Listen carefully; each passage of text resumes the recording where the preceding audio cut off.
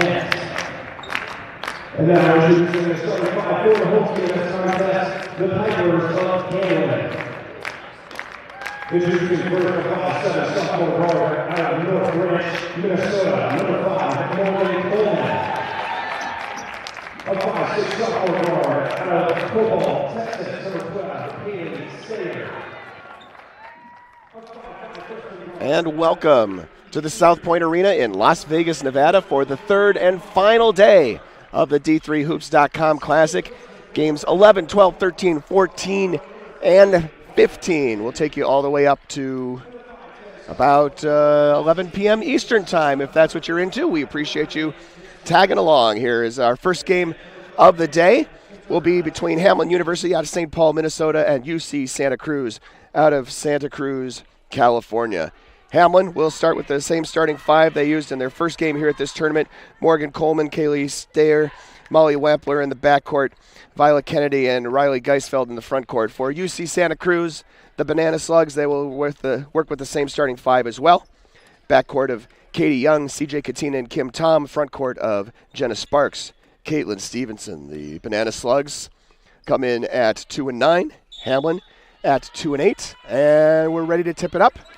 Glad you joined us. I'm Pat Coleman, joined by Ira Thor, whose microphone is not yet on, just in case that was important and he needed to know that.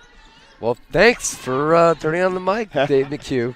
First thing in the morning. By the way, we have new nicknames after yesterday. We'll tell you about those later. We'll come back to that in a second. Hamline is working on the basket to our right, and scoring first is Riley Geisfeld. Hamline in the white with the scarlet numerals and the gray trim for the Banana Slugs of Santa Cruz. They are in the blue with the gold numerals and the white trim, and they're working on the basket to our left. Traveling violation on the Banana Slugs, by the way. My name is Ira Thor, but my new nickname is Ira Double Down Thor, and this is Pat Aces Wild Coleman. Yeah, Ira roped me into losing a bit of my money at the blackjack table, some of which I think went directly into his pocket. And, the rest of it went to enrich the South Point Arena, but that is perfectly fine. It's all recreational fun. 3-ball, no good, and here's UC Santa Cruz, and the ball goes out of bounds, and I need to go get it.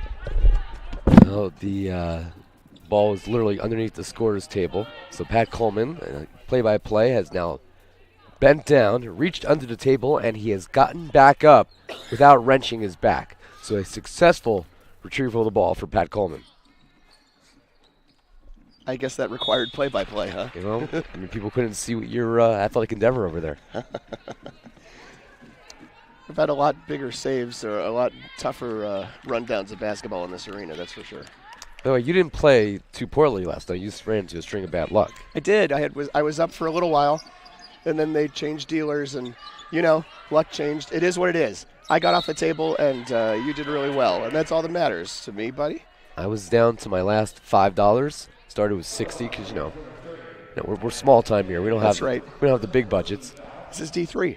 I ended up plus 325, so my wife was happy by my maturity of walking away. Oh, that's also good. Also, it was probably like 3:30 in the morning at that point. Oh, I was exhausted. It was almost 4 by that point. I was done. Jenna Sparks misses the first. Got one more coming. 10-16 from the foul line coming into the weekend here in Las Vegas. Second shot around and in. First point on the morning for Santa Cruz. Santa Cruz, we mentioned they come in 2 and 9 with losses to such notable NCAA tournament teams in this on their schedule this season, such as George Fox, Wartburg, Catholic. You're talking with Coach Todd Kent before the game. He was describing, because there was a steal by UC Santa Cruz, describing how his team was neck and neck with George Fox, and then George Fox, in the span of about 45 seconds, basically Reggie Millered them 9 points in a row, and that was all they wrote. It's amazing how one player can become an adjective and a verb. Right, but everybody knew exactly what I was talking about, right? Yep.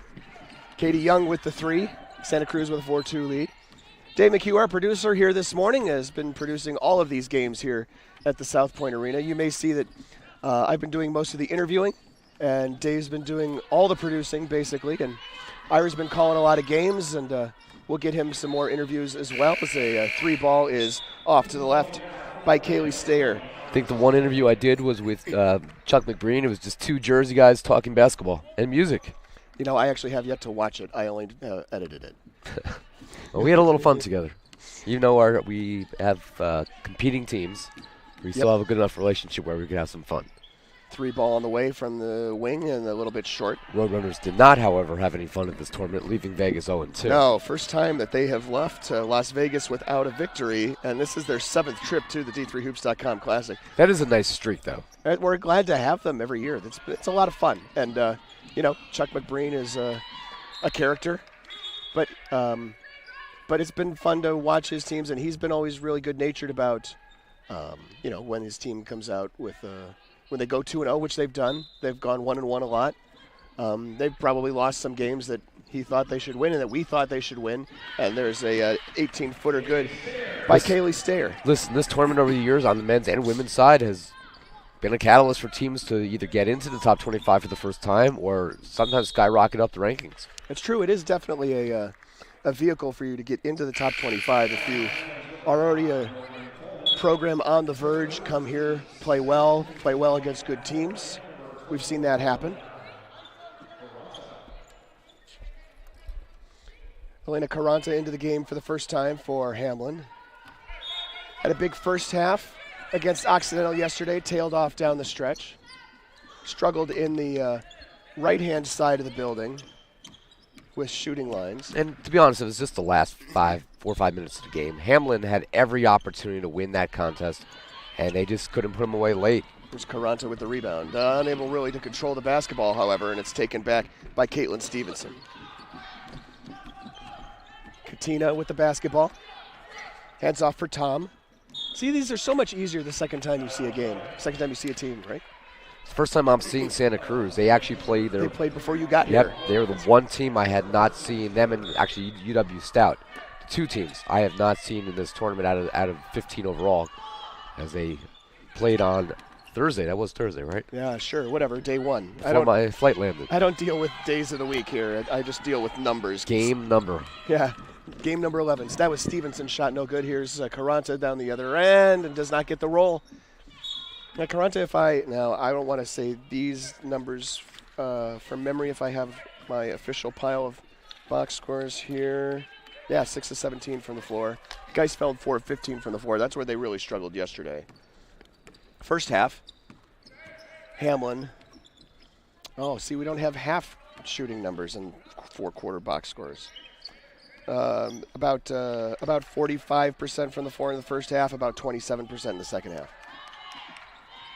Shot clock at 10 for UC Santa Cruz. Stevenson puts the ball on the floor, picks it up, almost has it tied up, forces it up, hits rim, no good, and Carranza with the rebound, pushing it up the floor for Hamline on a 1-on-3, and tries to split between 2 of the defenders, and will go to the line. Carranza just a 4 of 14 free throw shooter coming into the week, 5 of 16 overall now. And not to belabor this storyline, if you listen to the entirety of the D3Hoops.com Classic coverage, especially over the course of 8 years, you'll know that we talk about here in the right-hand side of the gym. It's a little bit tougher to shoot. You can't see on our tight angle right now, but behind that basket, there's about 90 feet worth of empty space, and that free throw tails out of bounds. I'll tell you something actually funny. I thought I was shooting on both baskets last night while you guys were having a post-game conversation.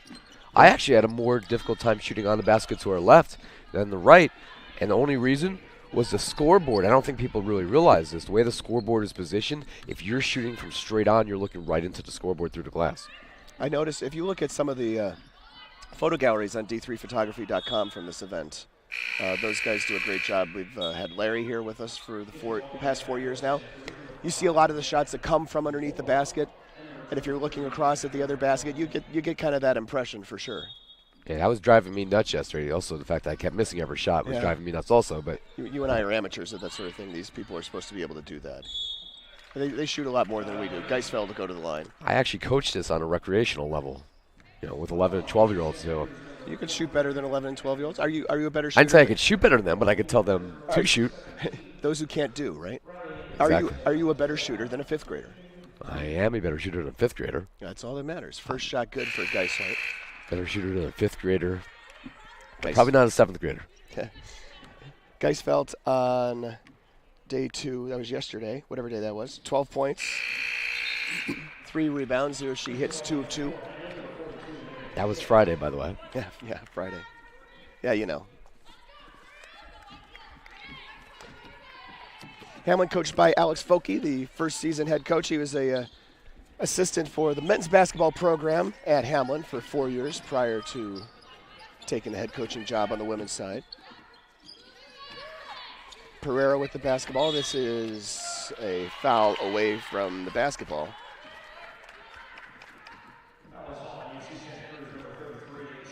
Pereira picks up her first. Is the third team foul. 3 team fouls each way here in the first quarter. Hamline with the 6-4 lead.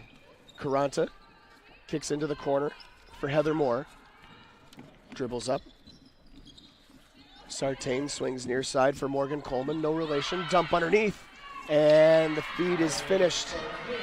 And the basket is good by Ali Sartain. You hear the rumble in my throat. I've been battling a cold for the last week. I apologize.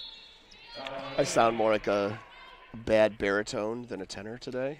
I heard you sing a cappella last night for the first time ever. So close, so close. I know. Yeah, next. I had no idea any of this existed, by the way. We were driving down the Las Vegas Strip, and you're singing. And I don't know what Dave's doing in the back The whole seat. car is singing. Yeah. I don't know what Larry was doing, and I'm just sitting there scratching my head like, what the heck is going on? Kim Tom's first free throw good. I felt like I walked into some kind of a Twilight Zone. Yeah, welcome to the. We have some pre-established traditions and rhythms there. Second shot good by Tom. Tom Sr. out of Daly City, California. Should thank Dave for putting together the spotting charts, which are things I used to love to do when I broadcast games a lot. Now that I broadcast games about 2 weekends a year, it's less of a joy. And Dave has put together this spotting chart for every team here, and that's very helpful. 15 foul for Hamline. He did the same thing for the NCAA soccer championship. I mean, that's big time, man. And those things were huge, man. I mean, they were 11 by 14, 11 by 17. He brought out the big ones for the NCAA championship. We had a lot of fun down in Greensboro, and get to spend my second weekend with you this entire month, bookending the month. That's right. Happy December for Ira and Dave. It's like we're a sad wedded couple here. All right. Katina's 3 ball is off. Exactly, yes. I think that you might have heard Dave in the background saying see him more than he sees his wife. Ann's probably not listening. I don't think they're complaining. Dave or Ann? I don't think Catherine's complaining either. Caranta off the. I'm not sure Kate even knows I'm gone. Caranta's 3 ball is no good. It's like I was halfway tempted to not even remind her I was leaving, just to see if she would notice when I wasn't home. Because our kids are 20, 15, and 12. They don't need me. Oh, I mean, they need you. They don't like. Yeah, but especially between Christmas and New Year's, they don't need to be driven anywhere. They don't have to go to school or go to class. They don't need me to feed them. They're capable. Well, they can feed themselves, but yeah, exactly. Caranta's 3 ball is good. They do laundry. Well, that's responsible. It's helpful. 11-6, Hamline with the lead. Hamline looking pretty good here in the early going, and a spot on the floor in which they struggled yesterday. Katina's shot no good, and saved from going out of bounds into the hands of Coleman. Up ahead for Caranta. Nice cross-court pass, and the left-handed layup is finished off by Geisfeld, and it'll be a timeout for UC Santa Cruz. Great job by Caranta there, picking her head up, Pat. And I know we haven't talked as much basketball as we've been very slow-paced early on. We'll get there. But, man, she looked up and then saw her streaking teammate. Very mature pass there. She could have taken it herself. Some players would have, but looked up and was able to get the timeout, forcing layup. And Hamline is showing me what they sort of were doing in stages against Occidental yesterday but they just didn't have the experience yet to be able to do that for a full 40 minutes. They played probably 35 minutes of really solid basketball. Well, I think Santa Cruz did the same thing on Thursday, so it'll be interesting too. That's a good matchup from that standpoint too. Both teams that maybe struggle a little bit with their depth. Hamline with a new coach, Santa Cruz with a bit of a smaller roster, and losing some of the big guns they've had in previous years. Yeah, I mean Santa Cruz probably has the shortest trip of any of the 15 here at the tournament. Occidental's closer. Is Occidental closer? Yeah, Occidental's in LA and Santa Cruz is in Northern California. All right, so the second closest trip, but still drivable. And they had a chance to have a lot more support here than some teams like Hamline and being out in Minnesota. Not drivable. Minnesota, it is bitterly cold this morning. Negative 11 in Minneapolis. According to Don Stoner from Augsburg, who was just emailing me, currently 11 below in Minneapolis Fahrenheit. as of 11:20 a.m. Central Time. Yes, Fahrenheit. We should, of course, just note over that. an hour ago. The high is going to be negative 6. 6, and tomorrow -5, so it's going to be a heat wave. Yeah, exactly. Temperature probably won't get above 0 until Monday afternoon when it's supposed to be 2. Jenna Sparks, first one good. I'm asking an honest question here from somebody from Jersey who cries if it ever gets into single digits. How the heck do you guys survive these winters? Well, first of all, these sort of temperatures happen now lately over the past decade or so, maybe just 1 week out of the year. So, first of all, it's not as big a deal. Sparks' second shot, no good, rebounded by Coleman. And, basically you know to wear a crap ton of clothing, lots of layers. Nobody goes out without a scarf and a hat, and a 3-ball no good by Geisfeld. You do what you need to do to keep warm, and you come to Las Vegas for the D3Hoops.com Classic if you're Hamline or Augsburg or previously Bethel, all teams that we've had here from the MIAC. Coming in from the far side, Katie Young. Move. Yeah, nice spin move off glass for 2. 4-point game, 2 minutes to go in the first period. Katie Young is their leading scorer at 11.9 points per game, the junior guard out of Sunnyvale, California. Almost an entire California-based squad for these Banana Slugs. There's one player, though, from Wisconsin. And that was just the second field goal for Santa Cruz. Hamline answers to go back up by 6.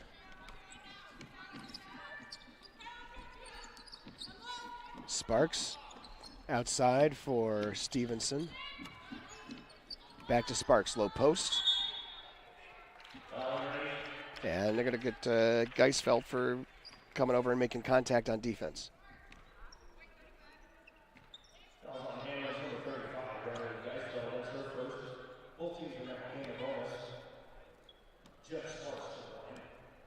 Sparks is averaging 4.2 points, 5.0 rebounds per game. Not a lot of free throws on the season, now just 10 out of 17. This comes into the weekend, so it's 2 for 4, now 2 for 5 today. Second shot, no good. Todd Kent, the head coach for Santa Cruz, just coming off his 100th career win 2 wins ago. He's got 101 right now, and he's the first coach for either the men's or the women's program at UC Santa Cruz to get to 100 career wins. Nice milestone. That's shot clock. There we go. I was going to say, shot clock took a while to reset, but it got back there. Well, it's been a long weekend for everybody, including those pressing buttons. As far as I can tell, Dave's pressed all the right buttons this morning. I was actually impressed with Dave yesterday, and I will never tell him this because he's sitting right next to you. I don't want to blow up his head at all. But man, I was actually impressed yesterday because he was doing play-by-play while producing and re-racking replays. Yeah, right. There was some impressive plays in that game last night to go back and take a look at for Whitman. If I'm impressed, I give you a shout out on Facebook. That's when you know I'm really impressed. So Dave McHugh, my man. Shot from the foul line, no good by Catherine Malden. And I'm not being nice to him because he's one of the ones who invited me to come out here. I think he just wanted my company again. He missed me from Greensboro. Stayer's shot, no good. Stevenson pushing the ball up the floor. Minimal differential between game clock and shot clock, but it's irrelevant as a 3-ball on the way by Katina, no good. Rebound tracked down by Heather Moore. A lot of fans don't know, Dave and I both vote on the men's side of the D3 Hoops Top 25 poll, and over the years, Dave and I have gone back and forth by text message talking about teams. You know, occasionally I've convinced him, but more so than not, he's convinced me to take a little closer look at certain teams that maybe I wasn't giving enough credence to. So Katie Young's runner at the buzzer is off, no good, and we'll go to the first quarter break with Hamline leading 15-9. We'll be back with more at the D3Hoops.com Classic. I did receive a non-athletic scholarship upon entering school. I got the presidential scholarship, which was huge for me. I think there's more opportunities for academic scholarships in Division III. I did receive academic scholarships. Just being involved on campus, being a leader, all those things combined kind of get me recognized. It's a great experience for me.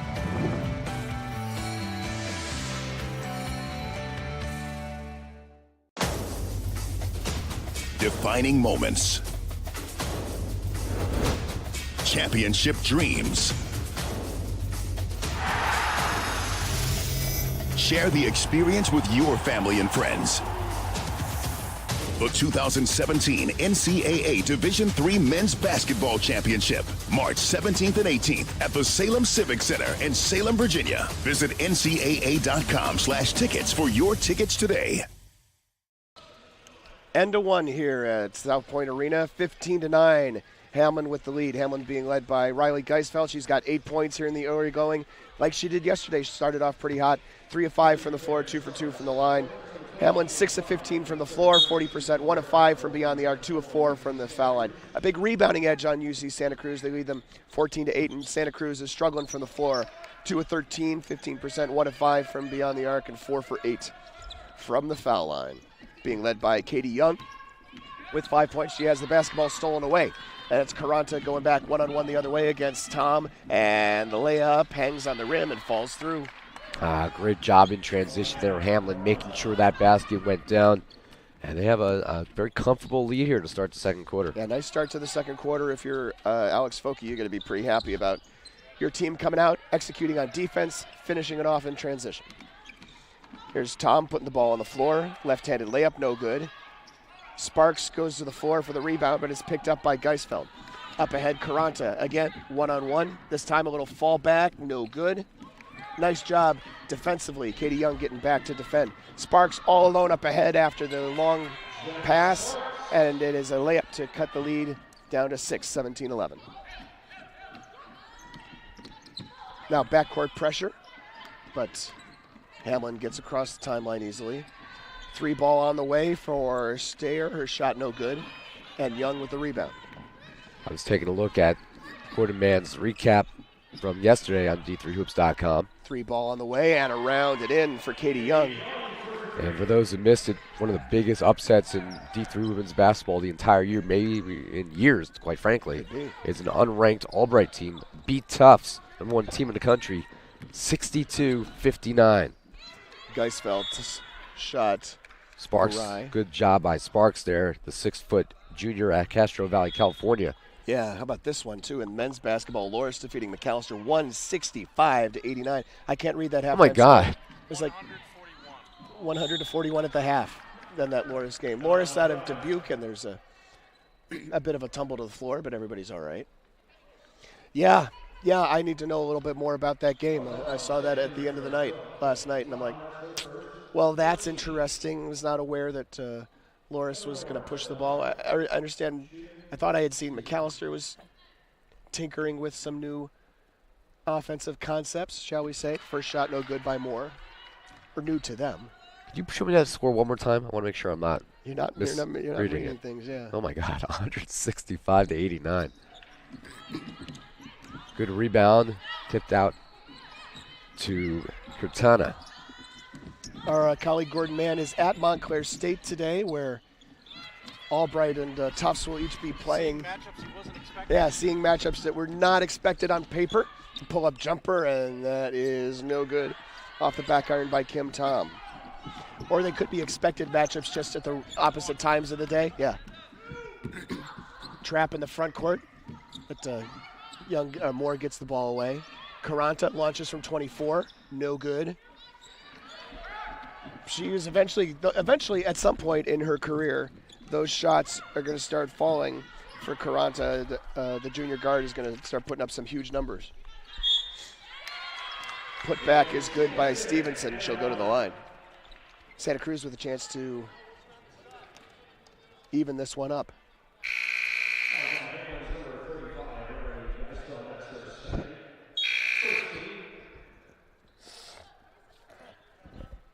Coleman, in relation to Pat, and Not that I'm aware of. Wampler both check back in. We don't have any relatives in North Branch, Minnesota that I'm aware of. I mean, they have these DNA tests they keep advertising on TV now. You might find relatives everywhere. D3hoops.com Classic, sponsored by 23andMe. Dave missed the rest of the conversation. That three-point play is completed, and now Hamline will take a 30-second timeout. I mean, it would be pretty nuts if you found some relatives in the D3 basketball community just from one of the DNA tests. Probably to be more deep and not Coleman's then. Today's Hoopsville segment brought to you by 23andMe. We take in head coach, name one, and we'll figure out who he's related to. Okay. Well, that would be like the PBS show, right? You are not the cousin. Yeah, finding your roots, yes.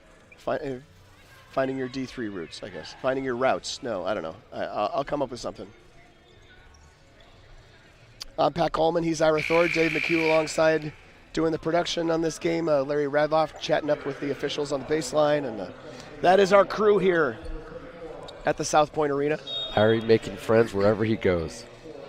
Larry can talk shop with officials because he's a high school basketball official, college football official in his spare time. Where that guy has spare time, I don't know. You find ways to make it work.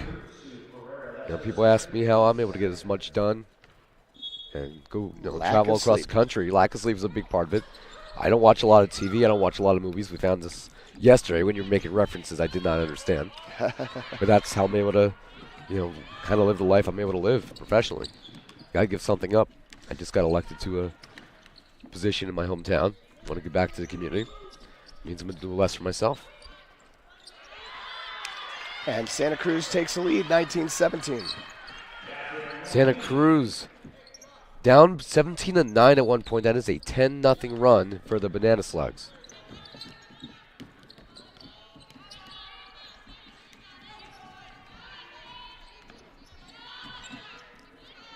Out in the wing with it is Coleman. Inside for Sartain. Brian Jeffries into the game. Pull-up jumper, no good. Hamline's got to start making some of these shots. They had themselves a pretty comfortable lead at the end of the first quarter. But Santa Cruz is starting to put it together. Now there's a question about shot clock, too, I think. Coach Kent has a question about the shot clock. Todd Kent, an Eastern Washington graduate. It was just a really delayed reset again. Coach Kent didn't think it touched the rim. I can be honest with you, I don't know. Brian Jeffries with the basketball. Should be and 3 travels. seconds. Well, she traveled. That'll do. Some harm, no foul. Or no foul, some harm. I don't know how you would use that there. Dave, can you tweet us? Have you tweeted? My hands are a little full. You got opportunity to tweet the broadcast. I know I said that in the most... I didn't hear half. It's okay. Wow. 3 ball is good.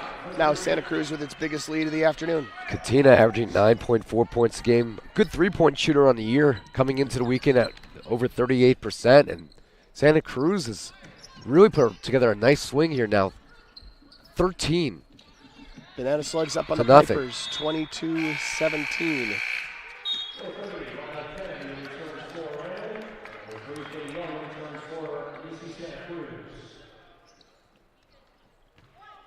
Now Hamline was playing from behind early yesterday against Occidental and used what I thought was a timely timeout.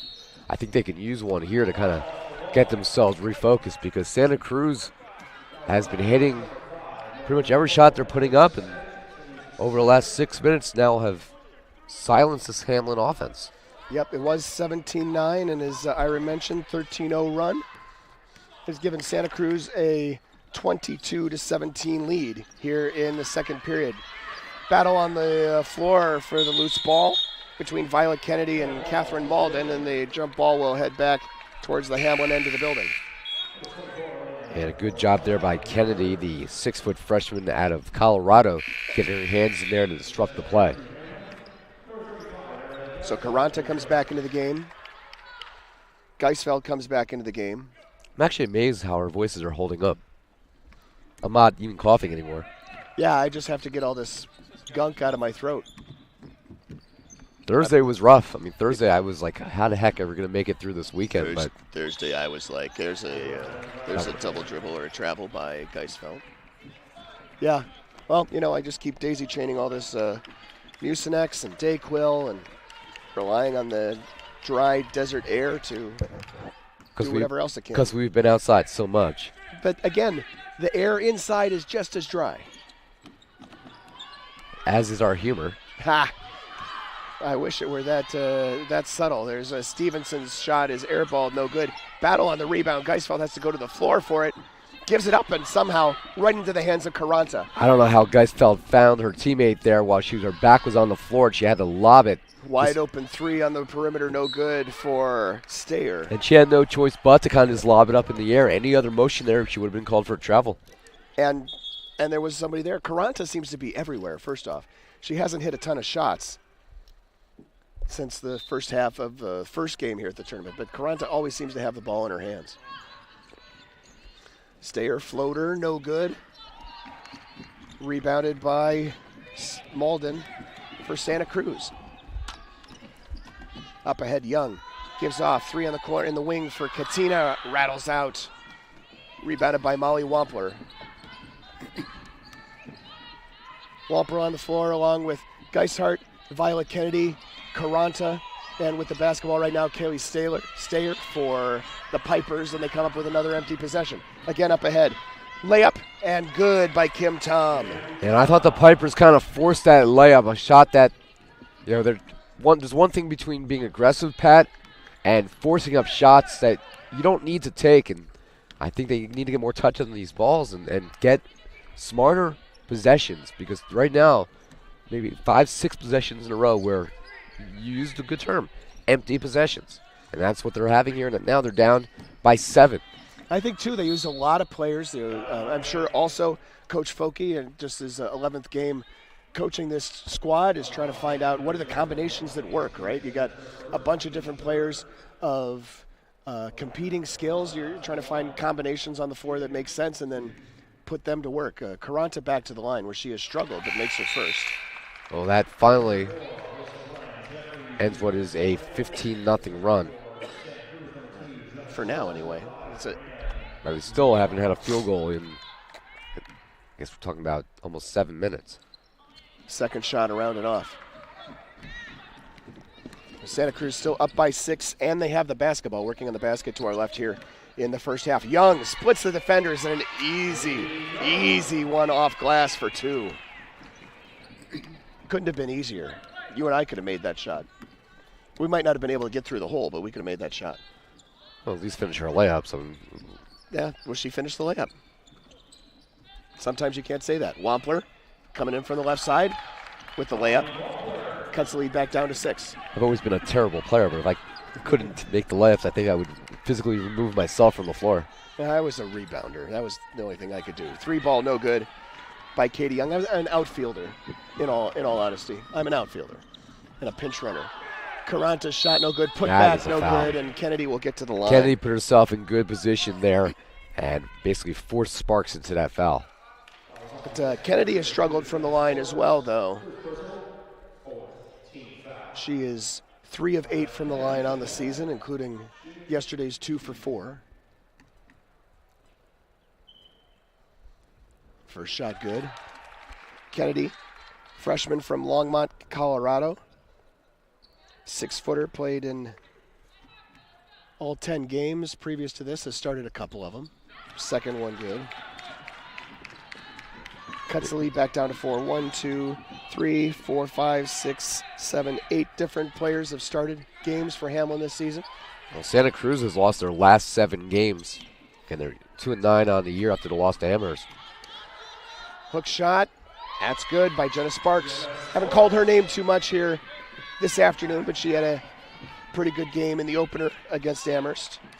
Santa Cruz, of course, independent, one of the few independents left in Division III. That was my first ever experience with them during the 2005 season when NJCU took a year out outside the NJAC to kind of explore other options. And we were independent, and we helped start a Division III Caranta for 3.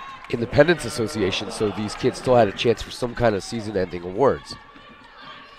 And Santa Cruz still has pretty much been living that independent life. You look at their schedule in the year, they only have 22 scheduled games, and not all of them are against Division III teams. Right, and when you're an independent, you then have to pretty much front load your schedule, get as many games as you can in before D3 conferences get into their conference schedule in January, because then there's no opportunity for a team from the SCIAC or the Northwest Conference to play you. So, well, you look at their schedule, they only have 4 games scheduled during the month of January. Yep, and from that's typical. January 5th through January 23rd, they do not have a game at all. Layup good for Kim Tom. I can't imagine going such a stretch of time during the month of January, Pat, without having a basketball game. And when we just talked about all the how the teams stagger their various breaks right around the holidays, their holiday break comes in January. I guess it's a Martin Luther King holiday break. I don't know. Well, this is also notable. Geisfeld for 3, no good. They go from December 20th when they hosted Catholic to February 8th when they play, I guess, NAIA Pacific Union. So you're going almost 2 full months without a home game. It's Brian Jeffries with the basket for Hamline. Yep, that is the life. You don't have a guaranteed schedule. You don't have those 18, 16, whatever games built in from your conference. You got to build all 25, and a shot no good by Geisfeld, but she'll go to the line. Coach Todd Kent and I talk more about this in our interview that we did here at the Classic. So if you go back to the D3 Classic homepage, you can find at the bottom of the page a running list of all of the video interviews that have been completed and posted, and you can see my chat with him about that and other things. That's a good 6 minutes to spend in your life at halftime. I recommend that. Geisfeld's shot good. I just find it an incredibly difficult existence. And it's a tough spot for them because where they are, they're basically geographically isolated compared to the other 2 top conferences in the western part of Division III. I think he said 340 miles, something like that, between him and the next D3 campus. Running the baseline, kick outside for a 3 for Young. Oh, that looked like it was going down. Rattles out. Caranta pushes the ball up the floor. 35 seconds to go here in the half for Hamline. Wampler, left-handed layup, left it short, and Stevenson there to rebound. At least Hamline's gotten themselves back in this game because they went, and we'll give you the exact number. They were down 7 at the half, but I think they went close to 9 minutes without a field goal by the time everything was said and done. And Santa Cruz had a chance to walk away with a sizable lead at the half, and should be up by at least 2. Kim Tom dribbles in, and the runner is deflected by a foul. But for Hamline, I guess you can at least morally get a moral victory out of this first half because Santa Cruz could have pulled away and got up by double figures, and they're not going to go into the break by up maximum of 4, depending on what happens on the foul shots here. Oh, she got the shooter's roll there. Well, and remember we talked about Santa Cruz shooting 2 of 13 in the first half, 9 of 7 or in the first quarter, 9 to 17 here in the second quarter, 2 for 6 from downtown, 2 for 2 from the line, 3 for 3. 3.5 seconds left. 4-point lead for Santa Cruz. Wampler launches from 50 and a little bit short on target, but a little bit short, and we'll go to the half. Well, again, Hamline had control in the first quarter. Santa Cruz kind of turned it around and flipped the switch here in the second period. I think it's been, for a 10 o'clock in the morning game out here in Las Vegas, a fairly entertaining contest so far and a good way to start today. Indeed, and we will bring you back here in about 10 minutes with a little bit more to the day here at the D3Hoops.com Classic. For Ira Thor and Dave McHugh, I'm Pat Coleman. We'll be back in a little bit. At the half, it's UC Santa Cruz 32 and Hamline 28. Receive a non-athletic scholarship upon entering school. I got the presidential scholarship, which was huge for me. I think there's more opportunities for academic scholarships in Division III. I did receive academic scholarships. Just being involved on campus, being a leader, all those things combined kind of get me recognized. It's a great experience for me.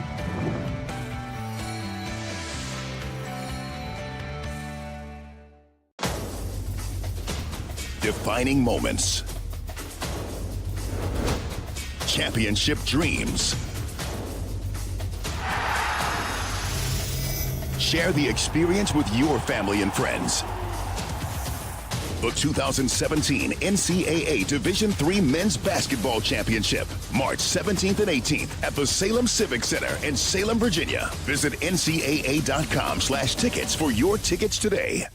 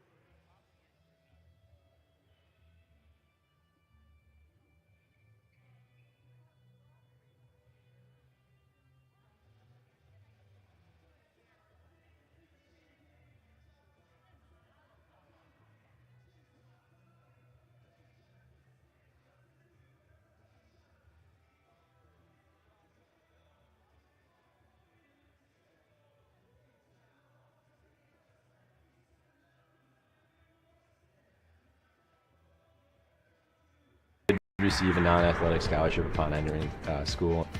I got the presidential scholarship, which was huge for me. I think there's more opportunities for academic scholarships in Division III.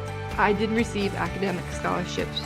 Just being involved on campus, being a leader, all those things combined kind of get me recognized. It's a great experience for me.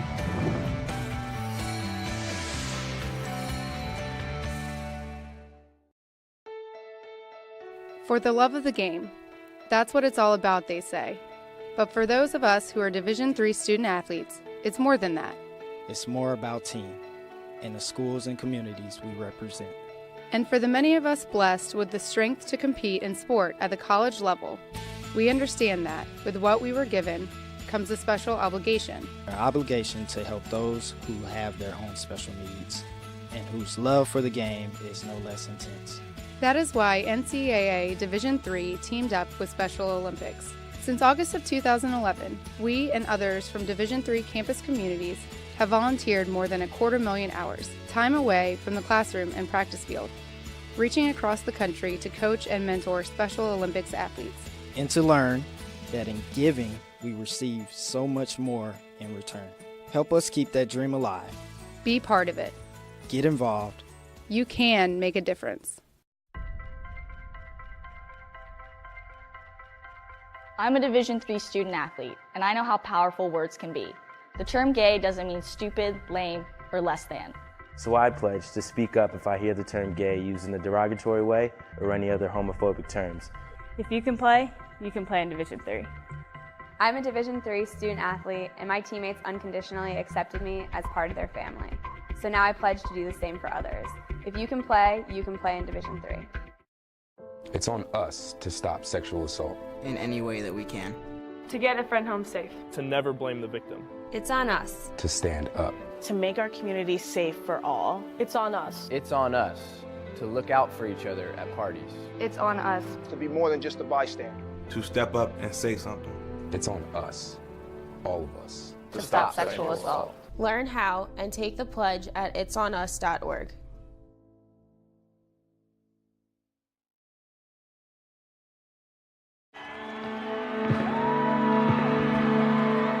Great moments are born from great opportunity. That's what you have here tonight. That's what you've earned here tonight. This is your time. Now go out there and take it.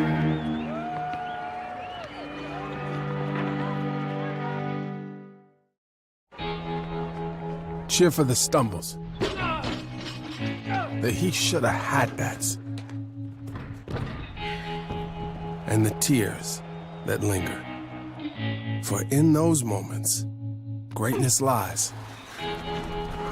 There, you will find the provoked, the determined, the unified. It's in those moments that champions are born. I used to never really talk. Ever. I was scared and shy. It was hard to look at people's faces. I was afraid if I said something wrong, everyone would laugh at me. But then I started to play golf with Special Olympics. I made friends and won lots of gold medals. But I learned more than just playing golf. Special Olympics helped me to find my voice.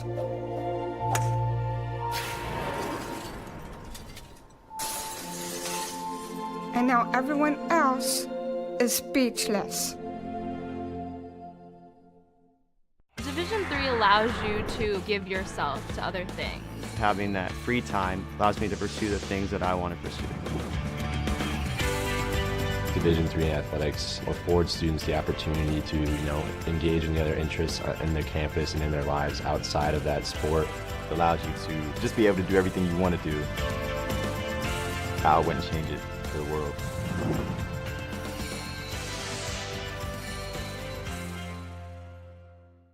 For the love of the game. But for those of us who are Division III student athletes, it's more than that, a lot more. Sure, the game is important. But as we work so hard to build both mind and body, it's more about team. That is why NCAA Division III teamed up with Special Olympics. And in giving the gift of sport to those for whom it seemed an impossible dream, we are working to make this a better world. Help us keep that dream alive. You can make a difference. I'm a Division III student athlete, and I know how powerful words can be.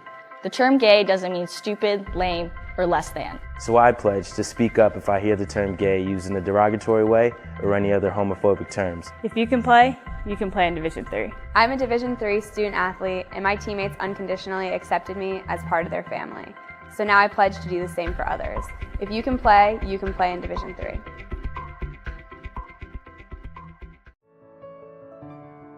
This is our It's On Us pledge. It's on us to make a personal commitment to help keep all people safe from sexual assault, regardless of race, gender, sexual orientation, or ability. Not to be bystanders to the problem, but to be leaders of the solution. We invite you to join us in this campaign by informing your campuses about the It's On Us mission.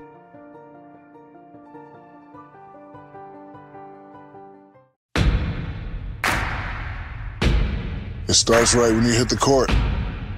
You imagine your finest moment. The game-winning shot that gets you to the dance. A monster dunk or no-look pass, and cutting down the net. Sports lets us dream of our own success and prepare us for our finest moments on and off the court.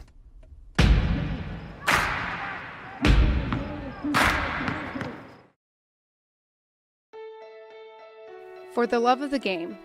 That's what it's all about, they say. But for those of us who are Division III student athletes, it's more than that. It's more about team and the schools and communities we represent. And for the many of us blessed with the strength to compete in sport at the college level, we understand that with what we were given comes a special obligation. Our obligation to help those who have their own special needs and whose love for the game is no less intense. That is why NCAA Division III teamed up with Special Olympics. Since August of 2011, we and others from Division III campus communities have volunteered more than 250,000 hours, time away from the classroom and practice field, reaching across the country to coach and mentor Special Olympics athletes. And to learn that in giving, we receive so much more in return. Help us keep that dream alive. Be part of it. Get involved. You can make a difference. We are calling you, all of you. We are calling all Division III schools to join our cause. It's on us to start the change. It's on us to be the change. It's on us. It's on Division III. It's on all of us to stop sexual assault.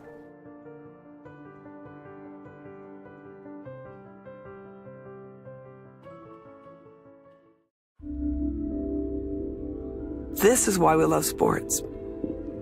It's in the way they play, free from the pressures and all the money talk. Playing for simply the love of the game, where everyone has a shot at their definition of success on and off the field. This is what we love about sports, and what we can still love about college sports.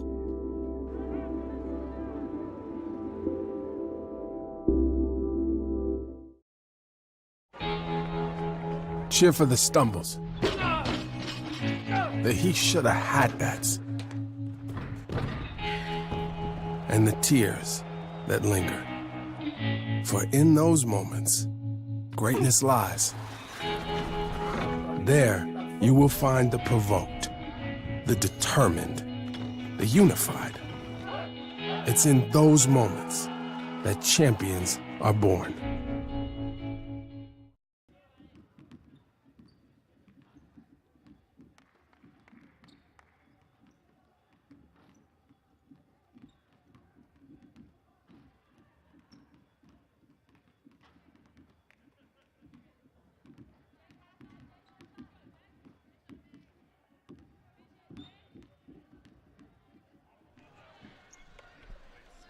All right, back out here at the half. 32-28, Santa Cruz with the lead on Hamline. Taking a quick look at the halftime stats, you see pretty even shooting numbers.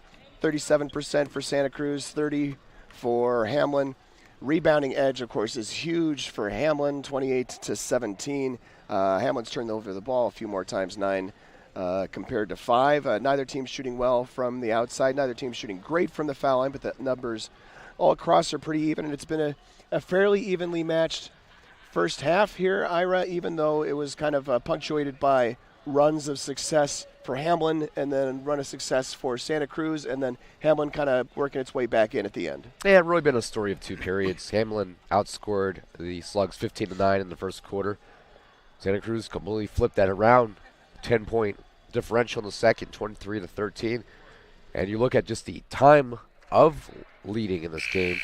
Santa Cruz has led for about 7 minutes and 45 seconds. Hamline has led for 9 minutes, 19 seconds.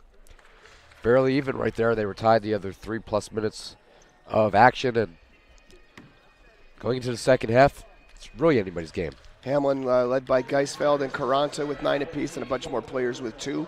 Katie Young with 10. for UC Santa Cruz. Kim Tom with 8.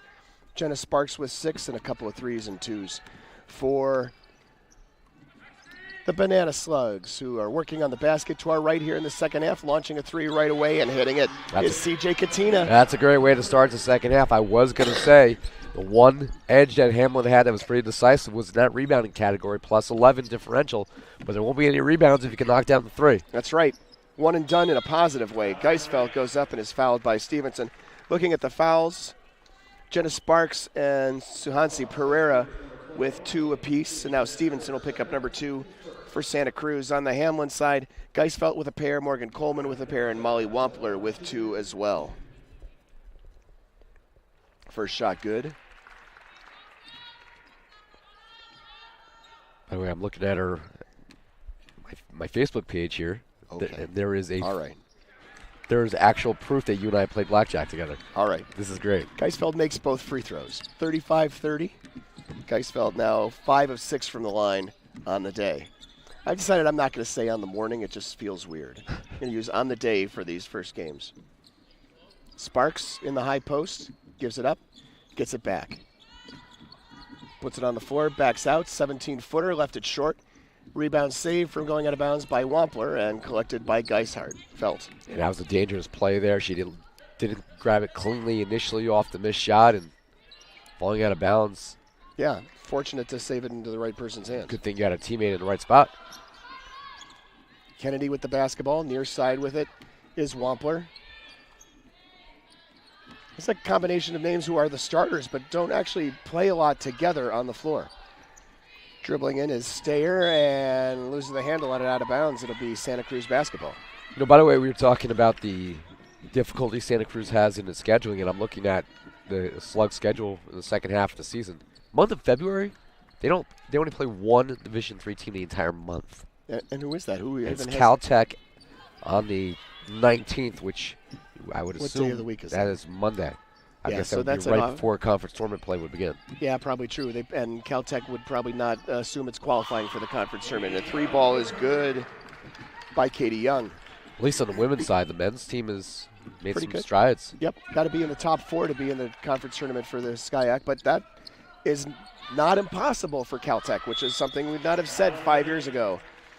Foul on UC Santa Cruz underneath. I think it's actually been very fascinating to see how the Caltech program has improved and just the caliber of student athletes they're getting now. It's one of the finer academic institutions in the country like MIT is, and you've seen how MIT in a lot of sports, Pat, has become a serious player. Sparks picks up foul number 3, and the first free throw is good for Kennedy. And by the way, those of us who vote on the Academic All-America program, yeah, those are almost automatics, some of those kids. A kid who does well at any major at MIT is impressive. 4 for 4 from the foul line, by the way. MIT, Caltech. When there's Johns Hopkins. Johns Hopkins is on there a lot. They're actually in my district. Pre-med at Johns Hopkins, yeah. Pat, when there is a major on the ballot that I don't even know what it means, I automatically vote for it. Yeah, forensic microeconomics. I think I made that up, but I'm not sure. That's probably something. Young kicks it outside. A 3-ball good for Kim Tom. 3 threes here in this early going 41-32, a biggest lead of the day. And what a way for Santa Cruz to come out of the half. Santa Cruz with a 9-4 run to start here in the second half. And steal in the post by Sparks. Turnovers like that are going to help them expand it. Kick outside. Young thinks about the 3. Dribbles in. Finds her way to the basket. Unable to get it to fall. And it goes to go out of bounds. It'll be Hamline basketball. Yeah, it was a good move, but if they look towards the right side of the perimeter, they had Stevenson wide open. Caranta comes back into the game. Kaylee Stayer goes to the bench. Stayer on the day. 1 of 8 from the floor, 0 for 4 from downtown. Caranta not a ton better, 3 for 8, 2 for 4 in the first half. But Caranta's gotten a lot of minutes here in Las Vegas. Geisfeld dribbles baseline, reverse layup is blocked and stolen away by Stevenson. Good block by Stevenson, shuffling her feet there to stay with the play and avoiding the foul. 18-foot jumper, no good. and rebounded by Hamline.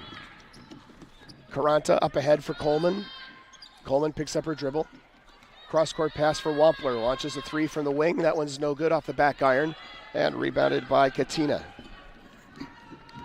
Katina pushes the ball up the floor and tries to hit her teammate Young in the corner, but leads her too far out of bounds.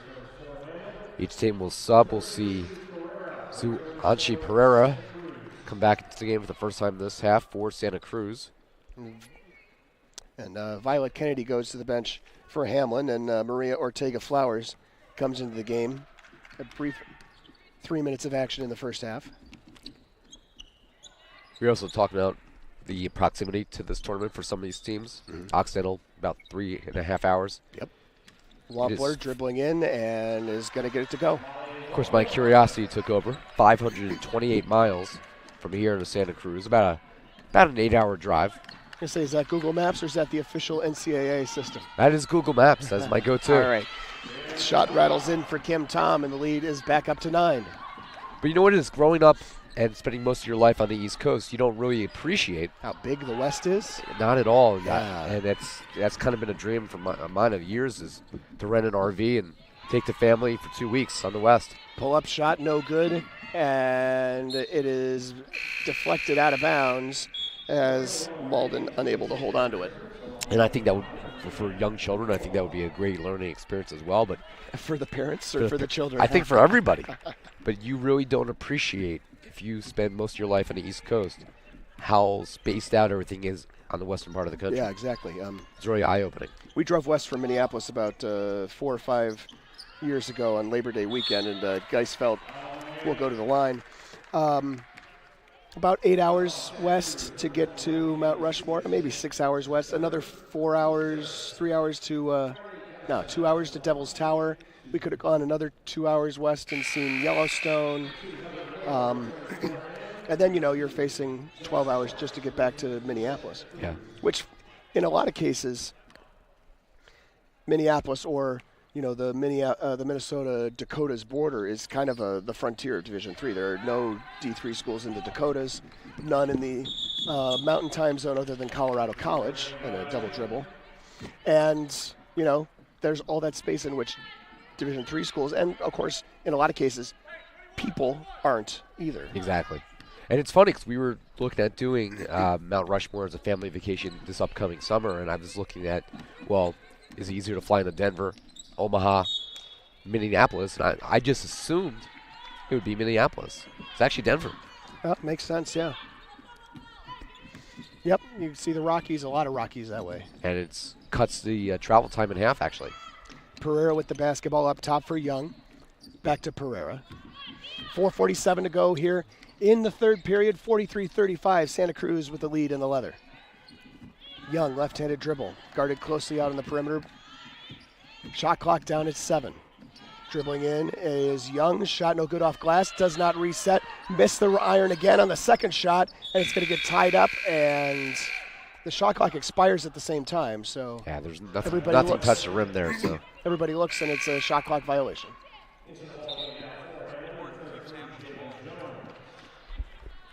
Right, so the arrow doesn't change.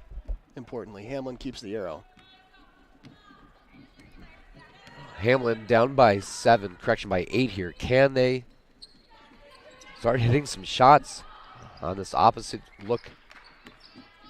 Well, they've got some different players on the floor. Jalen Jones, I think this might be her first action of the tournament.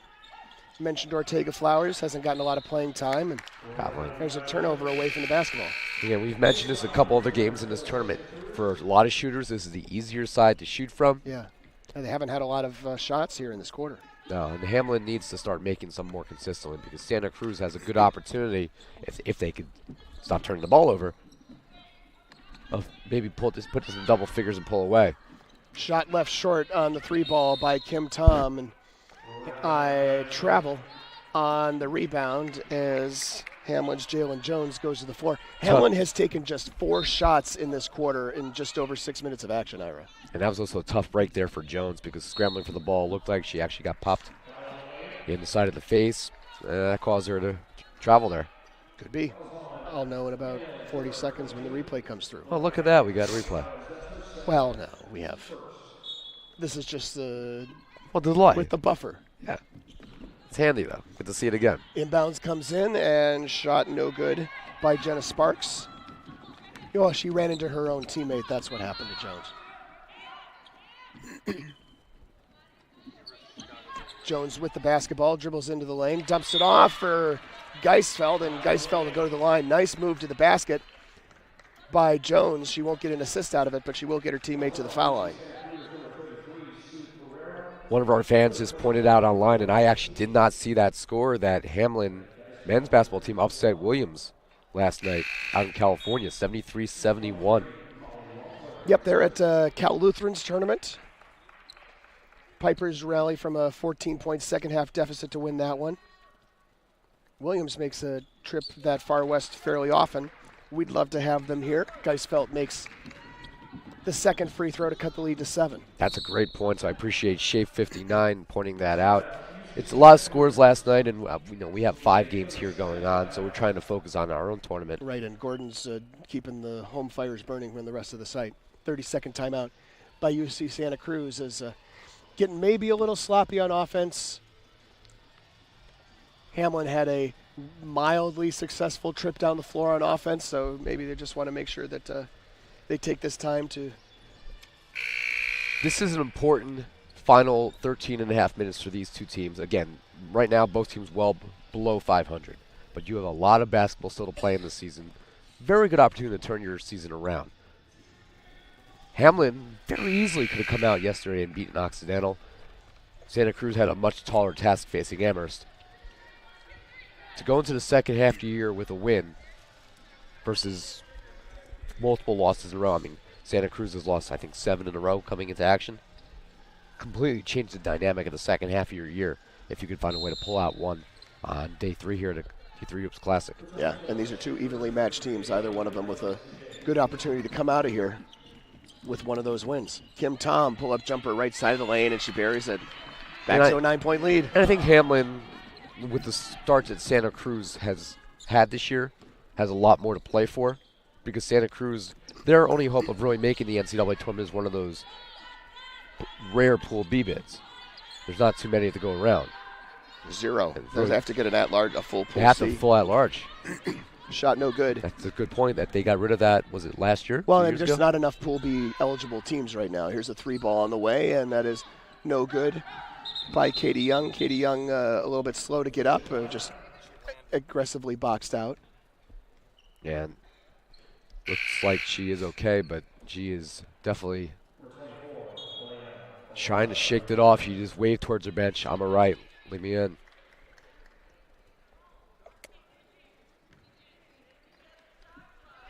Not a lot of backup perimeter players for Santa Cruz. Brianna Yoa has gotten a couple of minutes here today. Catherine Malden is not the same kind of player. She's one of their primary options off the bench. But they are going to get her out of the game here. And she will be replaced by Elena Alvarez, who got a few minutes in the first half. Wampler bringing it up. Here's Jones. Caranta for Hamline. Geisfeld working her way to the basket. Left-handed move is no good. Jones crashes the board, but it goes out of bounds. It'll be Hamline basketball. Yeah, good effort there by Jones, trying with a 5'8" frame to get in there with the taller trees, and it'll remain Hamline basketball. But Santa Cruz is up by 9, and they have a chance to extend it here. 2-on-1 break.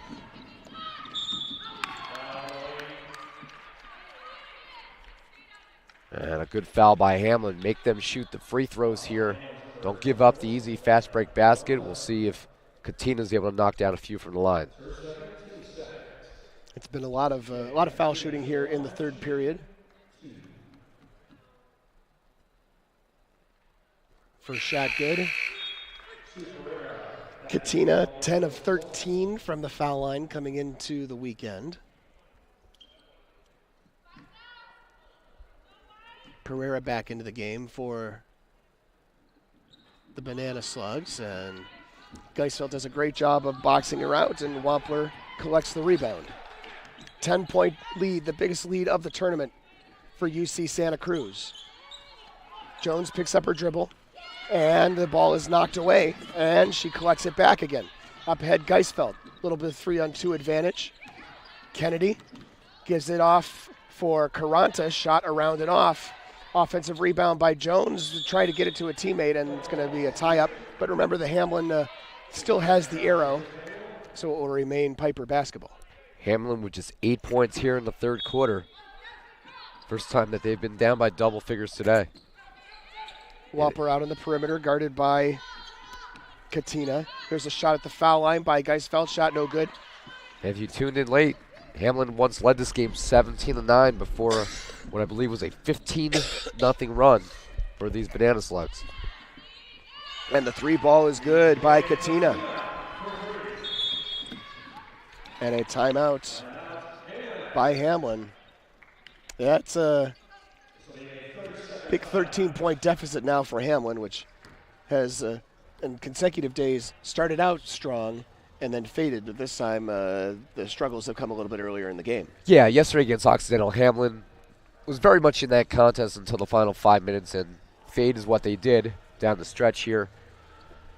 To be honest, I thought Occidental showed me more yesterday than Santa Cruz has today. And Santa Cruz has the more decisive advantage right now with plenty of basketball still to play. Good to thank the people watching in right now. Audience has steadily grown a little bit. We had a bit of a slow start this morning on a Saturday morning or Saturday afternoon for those of you in Central Time. Get a look here at the South Point Arena in all of its splendor and glory, or at least the half of it.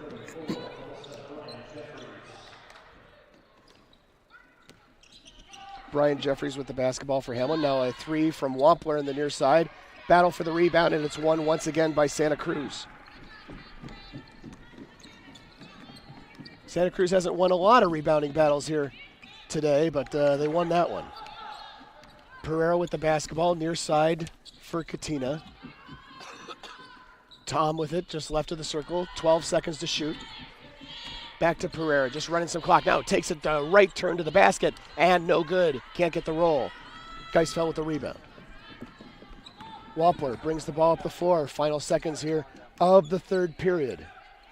Geisfeld swings around, gets it back. Open on the wing. She launches the 3. This one's short, and it's rebounded by Pereira. UC Santa Cruz can take the final shot, but they're going to push it up ahead, and it's deflected out of bounds, and it will remain Santa Cruz basketball.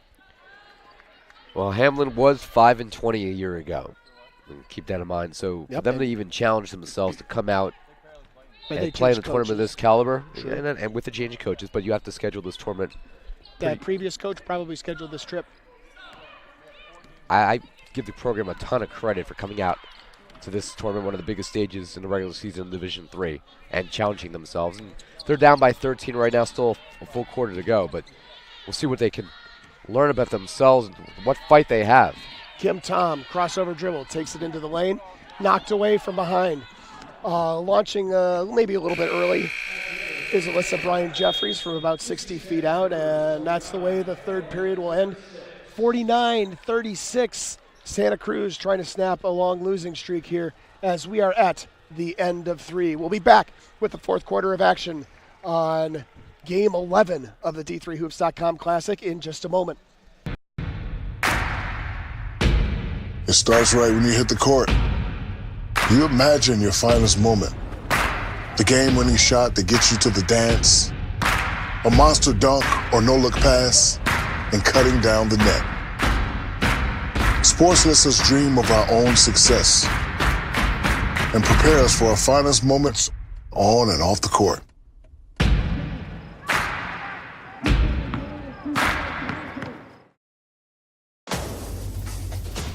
Defining moments. Championship dreams. Share the experience with your family and friends. The 2017 NCAA Division III Men's Basketball Championship, March 17th and 18th at the Salem Civic Center in Salem, Virginia. Visit ncaa.com/tickets for your tickets today. Back out here at the South Point Arena, 49-36. UC Santa Cruz with the lead on Hamline. UC Santa Cruz in the third period, as I'm going to have to do some quick mental math. 6 of 16 from the floor, 4 for 6 from downtown. Impressive 1 for 2 from the line. Hamline on the opposite side, just 1 for 10 from the floor, 0 for 3 from beyond the arc. 6 for 8 from the foul line. Still maintaining that rebounding edge, but not making a lot of shots. And Hamline has fallen behind by 13. Up top with it, here's Young, launches a 3 and rattles it home, and it is now a 16-point advantage for the Banana Slugs. And they are starting to pull away, and they're using that long ball as their tool to do that, just that. And for Hamline, a team that was 3 years ago around 500, trying to find themselves. 3-22 2 years ago, and just 5 wins last year. In danger of leaving Las Vegas with another loss. Geisfeld takes it to the hole, and she is fouled. That's one part that has worked well for Hamline here over the course of the day. Geisfeld's just 3 of 13 from the floor through the first 3 quarters, but she's 7 of 10 from the foul line. And she is about a third of the scoring here on the day as she makes the first.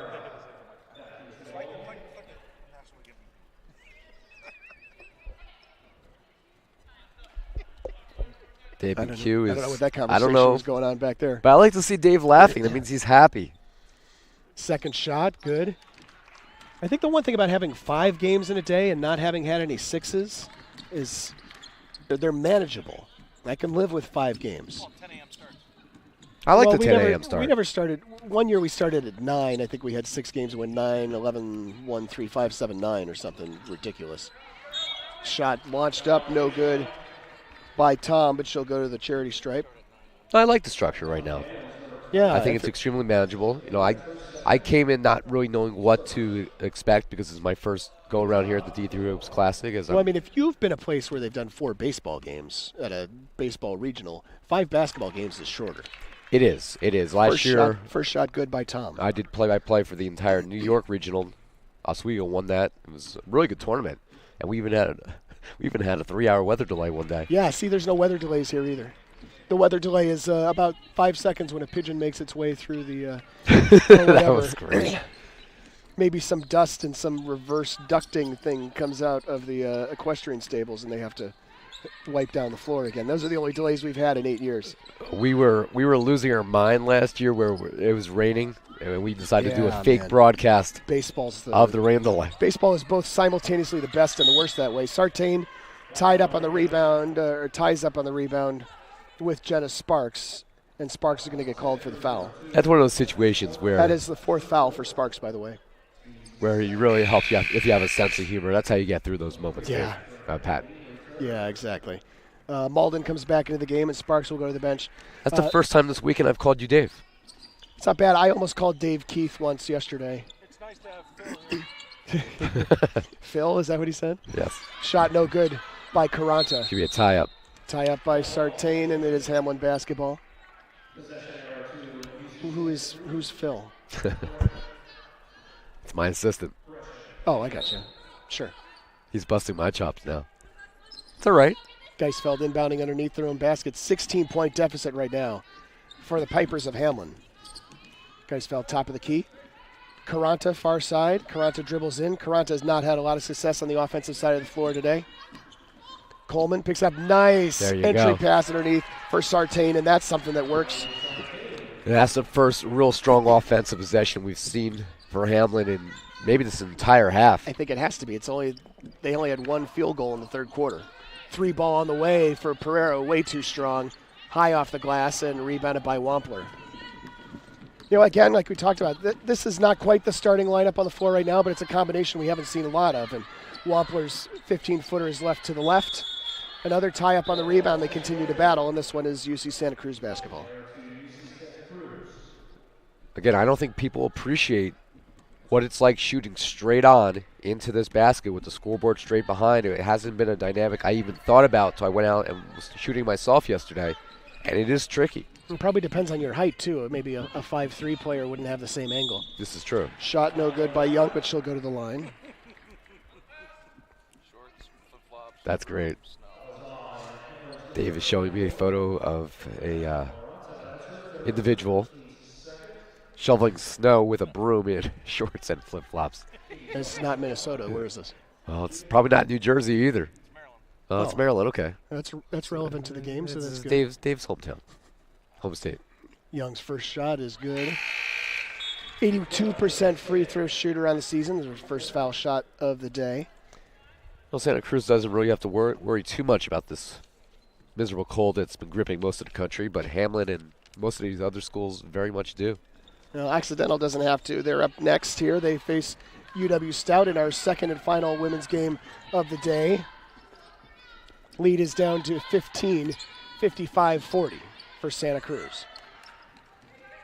Wampler out on the far wing, thinks about the three, steps in, lofts it underneath for Sartain, but Sartain can't finish, leaves it short. Gotta make that basket if you're Hamline. Try to get yourselves back in this game. 15-point deficit with 7 minutes left is still within reach. Pereira thinking about the three, launched one a possession ago. Katina almost loses the handle on it, but knocks it back outside. 12 seconds on the shot clock. Pereira kind of high dribble out of control, dribbles in and then loses it out of bounds. And we'll see Violet Kennedy check back in here for the Pipers. 10th turnover on the day, 11th turnover on the day for Santa Cruz. Hamline, by the way, has lost their last 4 games. And when they return back to Minnesota, they will play Augsburg at home on January 3rd. Yep, conference play the rest of the way in the MIAC. Here's a 3-ball on the way for Coleman, and it is no good. Tries to draw the foul, no luck. Rebounded by Katina, pushed up ahead to Tom. Tom one-on-one against Wampler, and a nice layup and a timeout for UC Santa Cruz. That's a nice, nifty move and a great transition, finishing with a 17-point lead. Full timeout, we'll take a break. 6:22 remaining here in the ball game. It's 57-40, UC Santa Cruz over Hamline. The love of the game. But for those of us who are Division III student athletes, it's more than that, a lot more. Sure, the game is important, but as we work so hard to build both mind and body, it's more about team. That is why NCAA Division III teamed up with Special Olympics. And in giving the gift of sport to those for whom it seemed an impossible dream, we are working to make this a better world. Help us keep that dream alive. You can make a difference. Division III allows you to give yourself to other things. Having that free time allows me to pursue the things that I want to pursue. Division III athletics affords students the opportunity to, engage in the other interests in their campus and in their lives outside of that sport. It allows you to just be able to do everything you want to do. I wouldn't change it for the world.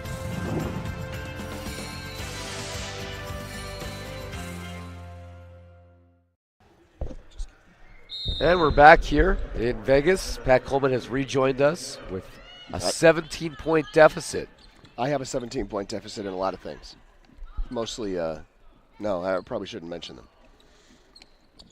Geisfeld and Hamline working on the basket to our left here in the fourth quarter. Jones back into the game, dribbles in and shot no good. Rebound handed back to her, can't finish the second time, and it is rebounded by Kim Tom. Things are breaking down quickly here now for the Pipers. Katina kicks outside, 3-ball on the way, and nothing but the bottom of the net for Katie Young. 5th 3-ball of the afternoon for her. And she pumps her fist in excitement and leaps off the court as her team goes up by 20 on that 3-point made basket. Big 3-pointer, and she's had a really good day here. Coming off a screen, banks off glass for Kaylee Stayer.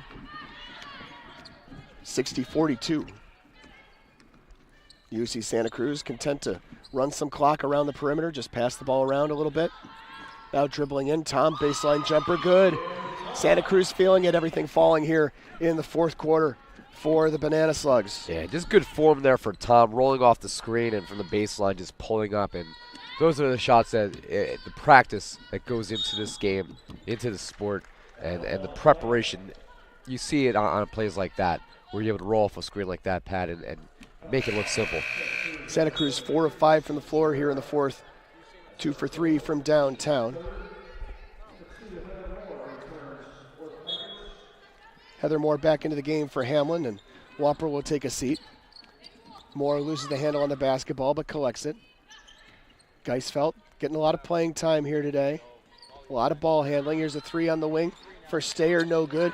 Moore with the rebound, splits defenders, puts it up, can't get it to fall. Didn't even graze iron on that shot. Don't think so. And then the rebound goes out of bounds, and it will remain Hamline basketball with 27 to shoot. Caranta is a player who checks back into the game. We feel like she has the potential to be an impact player for this team and has had streaks where she's looked really good, but has struggled from the floor in her last 6 quarters here. I will say, though, that in the 2 games I've seen of Hamline so far, she's the player that has shown me the most. Definitely has potential. Some of those shots eventually will start falling. Jones with the basketball.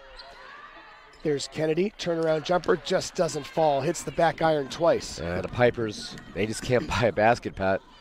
Underneath, Sparks is fouled.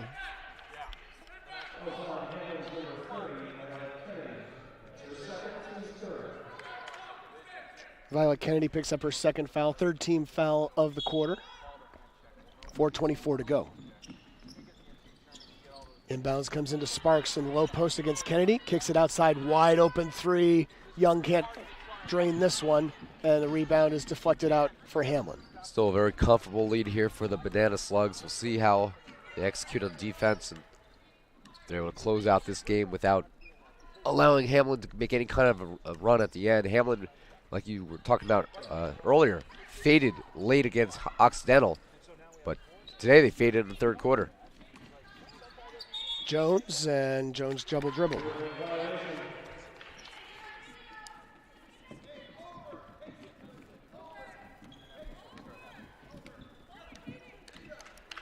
Todd Kent, the head coach of Santa Cruz, imploring his team to be patient. They're up by 20 with under 4 to go.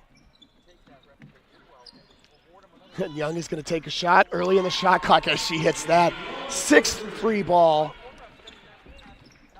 for Katie Young. The record here at the tournament is 7 by a player you might remember, Leanne Lively from FDU Florham. Came off the bench for one of their championship teams, and she came off the bench here and hit 7 threes against UW Platteville back in 2014.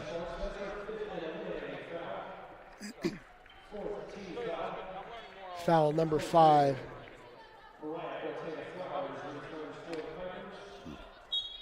I did not catch that. Caranta launches a 3 from the wing. That one hits. Caranta back on the scoreboard. Pretty looking shot there, but deficit still is going to be tough to overcome here with just 3:12 remaining. Yep, but Caranta into double figures in her third 3 ball of the afternoon, 3 of 5 from beyond the arc. Shot no good by Tom. Kicked back outside to her. On the way once again. Good. Kim Tom makes that off the feed from Caitlin Stevenson. 23-point advantage. UC Santa Cruz trying to snap a 7-game losing streak. Looking pretty comfortable at it here with 2:45 to go. Heather Moore with the basketball for the Pipers. Brian Jeffries. Jones with it. Jones launches off the left. No good. And Katina with the rebound. Up ahead, Stevenson, and Stevenson tied up, and it will be Hamline basketball. We'll see a line change here with 4 subs for the Banana Slugs. Yep. Truly, Pat, we didn't really get a sense of what this UC Santa Cruz team was on day 1 of the tournament, because you're facing the defending national champions in Amherst. 21-point loss. How can you really gauge how good a team is unless you're playing teams more on your own level? And I think today, Santa Cruz showed that, despite what their record might indicate, that this is a pretty decent ball club with a lot of potential. Grace Weinzettel getting into the game for the first time here in the tournament for Santa Cruz. Underneath for Hamline, Bagstad's shot no good. Rebounded by Brianne Ulloa. Up ahead for Elena Alvarez, launches a 3 and she hits it. And that just puts an exclamation mark on what will be the 3rd win of the season for UC Santa Cruz. 12th free ball on the day for Santa Cruz. And they're feeling it from everywhere here, especially in the second half. Brian Jeffries picks up her dribble. Near side with it is Moore. Under 2 minutes to go, and Moore will go to the line. I think if you're Coach Folke right now for Hamline, you're in a position where, your team hasn't come out on the right side of the scoreboard in either of these games. That you've done a lot more work in trying to figure out which particular combinations of players might be successful, or maybe you've ruled out, if nothing else, some combinations of players. Again, it's his first year as the head coach on the sidelines. He's still trying to figure out what is the right direction for this program. And, from our interaction so far, he seems to have the program in the right trajectory. It'll be interesting to see what the development is over the next few years. Again, you look at their track record, and they have been in single-digit wins in each of the last 2 years. So any progress you see can be marked as a positive for this Piper program. 16 players here on the trip for the Pipers, 16 players dressed, and they've all gotten an opportunity to get in the game, I believe. And Jones is... there's not a senior on this entire team. You look at the roster, the only juniors really playing any significant minutes are Caranta, to some degree, Ortega Flowers. There's a steal by Jones. Jones going to go one-on-one to the basket and finishes it off. But the rest of the team is all freshmen and sophomores. Freshmen and sophomores will eventually become juniors and seniors. We didn't get to see Jalen Jones at all yesterday, and she looks pretty good. She is raw in some places, but she's got energy. She's got some spark. 3 ball around and off for Weinzettel. Rebounded by Hamline. Yeah, so this is a young team. It'll be interesting to see what the development is over the next few years under Coach Folke. And, keep your heads high. You played a good game against Occidental on day 1 of the tournament. And this will be more of a lopsided loss. But you got conference play coming up, and completely changes your season if you start real slow and are able to heat up in January and February. Again, we talked about the limited schedule for UC Santa Cruz in the month of January, but schools like Hamline and those who are in larger conferences, January is the busiest month of the year. Basket, good. I would be surprised if, especially considering that they already have an MIAC win under their belt, I'd be really surprised if they didn't exceed the 2-16 record that they had last year in the conference, 1-17 the year before. Not too far removed from a 14-12 mark in 2013, but obviously lots has changed since then. Here's another steal by Jones on the perimeter. Picks Weinzettel's pocket, takes it to the hole, finishes another layup. Well, they get 9 games during the month of January. They played a good, strong tournament out here in Las Vegas, and hopefully they can take something away positive heading into that stretch of conference play. Final score here, UC Santa Cruz 71, Hamline 51. UC Santa Cruz improves to 3-9. Hamline falls to 2-9. And take a look at the final stats. First, for Hamline, again, the shooting numbers were really the struggle here in a lot of ways. They finished the day 17 of 63, it's 27%. 3 of 18 from downtown is 17%. Even just 14 of 24 from the foul line, 58.3%.